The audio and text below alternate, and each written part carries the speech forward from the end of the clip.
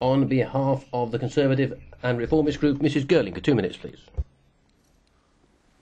Thank you, Mr President, and may I also offer my congratulations to the rapporteur and to the shadows.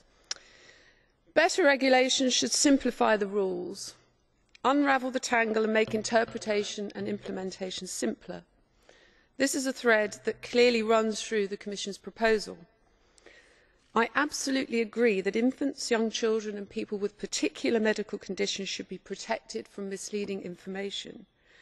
But I do ask myself sometimes whether we have really simplified this proposal or whether we are just making it more complicated, but in slightly different areas. Yes, it is true, as the rapporteur said, that we had an agreement, but that agreement was breached by putting amendments to this plenary session, so I feel quite free on my own count to breach it too. So I will talk about the issues that I did not sign up to in the compromise. The first was the proposal on gluten-free. I certainly do not believe that the proposal that we have come up with in committee makes it easier for consumers. I do not believe it adds anything at all to their safety and to the protection of their vulnerability. It is protecting certain manufacturers in certain countries and certain national regimes, and it simply we should cut across that. I also have particular problems with the low-calorie diet and very low-calorie diet proposals from committee. They were offered no evidence at all that medicalising people who have a condition which we know threatens their health will be helped or aided by making it more difficult for them to get hold of the products that they find useful.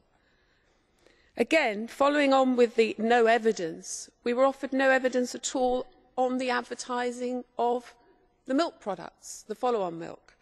It was an emotional reaction, which is, I am sure, very worthy, but no evidence, and we should be making our rules based on the evidence in front of us. Again, on these new amendments on pesticides, we already have, in my view, strict and well-regulated rules in place for the use of pesticides. No evidence was produced, beyond opinion, that it was necessary to more strictly control for these vulnerable groups. If we are going to make these points and we are going to legislate on them, at least have the courtesy of showing us decent evidence why we should go along that road. Thank you, Mrs Girling.